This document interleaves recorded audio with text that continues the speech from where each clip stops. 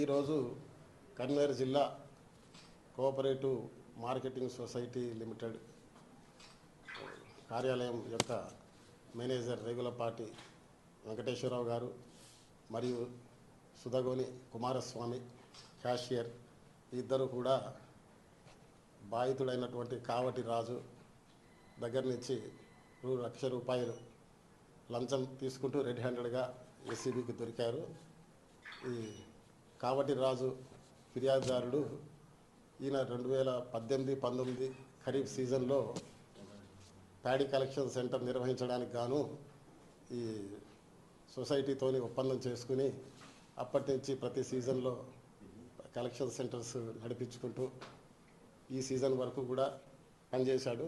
ఇప్పటి వరకు ఆయన పనిచేసిన దానికి గాను కమిషన్ ఇవ్వలేదు. ఒప్పందం ప్రకారము సంస్థకి ఆయనకి 50% కమిషన్ ఉంటుంది. డిస్ట్రిక్ట్ సప్లై ఆఫీస్ నుంచి కమిషన్ వస్తుంది.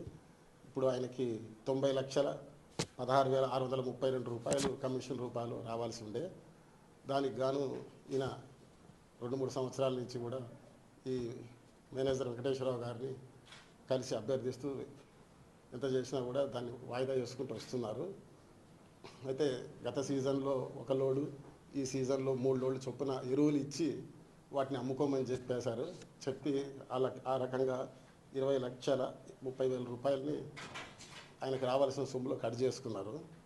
ఎరువులు వాళ్ళ ఒప్పందం ప్రకారం చెక్ ఇవ్వకుండా ఎరువులు ఎందుకు ఇచ్చారంటే ఆ ఎరువుల్లో కూడా వీళ్ళకి కమిషన్ వస్తుంది. లోడ్కి ₹13,000 కమిషన్ వస్తుంది. దానికోసము పైసలు ఇవ్వకుండా ఎరువులు ఇవ్వడం జరిగింది.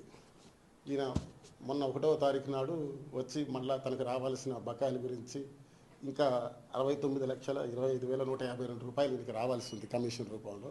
వాటి గురించి మేనేజర్ గారిని కలిసి బతిమాలుకోగా ఆయన మిగతా సొమ్ముకి ఈ సొమ్ముకి 15 లోడ్ల ఎరువులు వస్తాయి, వాటిని నువ్వు అమ్ముకో, 3 లోడ్లకు 1 లోడ్ చొప్పున వాటి లంచంగా చెల్లించమని చెప్పిండు. చెప్తే సరే నేను మళ్ళీ మాట్లాడతానని చెప్పేసి ఆయన మాకు ఫిర్యాదు చేయడం జరిగింది.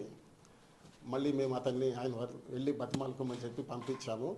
ఆయన వెళ్ళి మళ్ళా కొద్దిగా లంచం ఎక్కువ అవుతుంది, ఆ ప్రకారం ₹22-23 లక్షల లంచం అవుతుంది, ఆయనకి రావాల్సిన 70 లక్షలు సుమారు క్యాష్లో పోయి బతిమాలుకుంటే ఆఖరికి ఆయన 15 లోడ్ల ఎరువులు ఇస్తాము, దాంతో నీ బాకీ మొత్తం క్లియర్ అయిపోతుంది, లోడ్కి ₹1,00,000 లంచం ఇవ్వండి, ₹15,00,000 లంచం డిమాండ్ చేసినట్టు అయింది.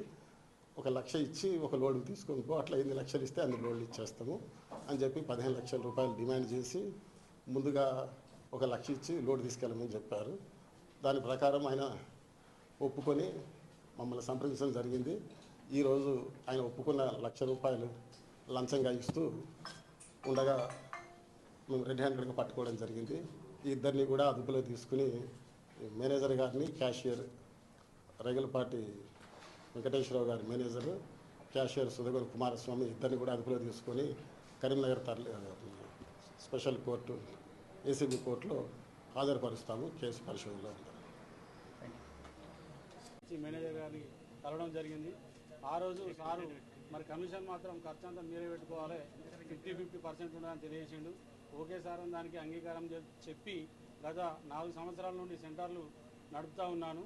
ఇప్పటికీ నాకు మొత్తం అప్పటి నుండి వాళ్ళు డిఎం ఆఫీస్ నుంచి మన కేడీసీఎంఎస్ ఆఫీస్ వాళ్ళకు చెక్ ద్వారానే అమౌంట్ వస్తుంది. ఆ వచ్చిన దాంట్లోకి వెళ్ళి న్యాయబద్ధంగా నాకు ఏదైతే 50% రావన్నో ఆ 50% ఇవ్వమని అడిగితే అట్లా కొన్ని రోజులు కాలయాపన చేశారు. 2 సంవత్సరాలు ఆగిన తర్వాత మళ్ళీ నువ్వు మందుల షాప్ పెట్టుకుంటేనే నీకు పైసలు ఇస్తాం, కానీ మందుల షాప్ పెట్టుకోకపోతే నీకు పైసలు ఇచ్చడం లేదని అన్నారు. సార్ ఇదేం పద్ధతి సార్, మీరు ఆ రోజు ఇచ్చిన కమిట్మెంట్ ఏంది, వచ్చిన పైసలకి వెళ్ళి చెరిసగం అని అన్నారు. మీ సంస్థ ఉంచుకొని నాకు చెక్ రాసిరు సార్ అంటే నువ్వు ఏడో చెప్పుకుంటావో చెప్పుకొని నీకు ఇచ్చేది లేదు, మందులే తీసుకోలేకపోతలే అన్నారు. ఆ తర్వాత నేను లైసెన్స్కి అప్లై చేసి తీసుకునేసరికి అదొక 6 నెలల సమయం పట్టింది. దాని తర్వాత మొన్న మందులైనా పెట్టండి సార్ అని అంటే ఒక 4 లారీలు పెట్టింది.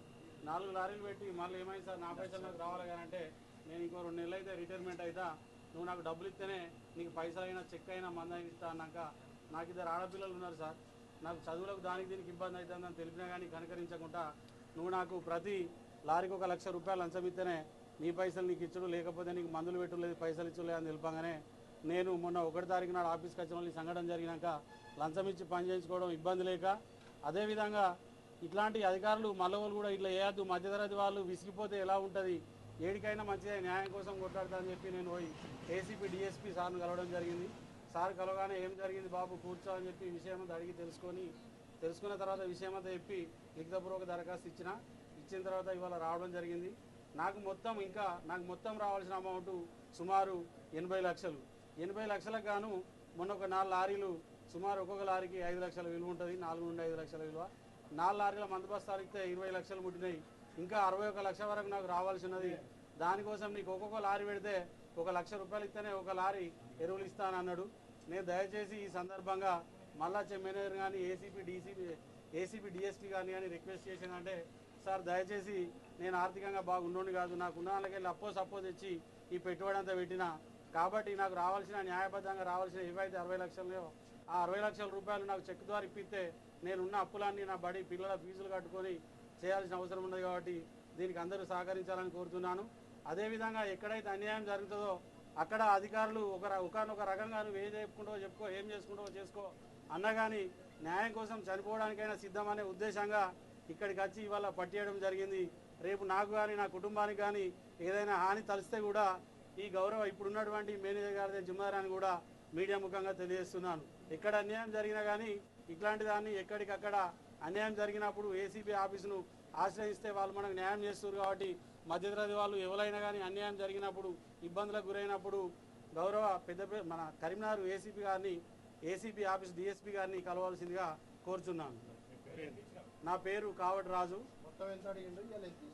మొత్తం నాకు 15 లారీలు రావాలి. ఇంకా ఒక్కొక్క లారీకి 1 లక్ష రూపాయలు అడిగారు. ఇవాళ 1 లక్ష ఇచ్చిన వాళ్ళే 1 లక్ష మందం మీకు మందులు పెడదామని అన్నాడు. మొత్తం నాకు ఇంకా 15 లారీల మందు బస్తాలు అయితే 15 లారీలు రావాలి. 15 లక్షలు డిమాండ్ అన్నాడు. దాని ఉద్దేశంగా 15 లక్షలు డిమాండ్ చేసి 1 లక్ష ఇచ్చిన 1 లారీ పెడతాను అన్నారు. 1 తారీఖు నాడు మేనేజర్ సార్తో మాట్లాడిన తర్వాత పోయి కలిసిన మధ్యాహ్నం సుమారు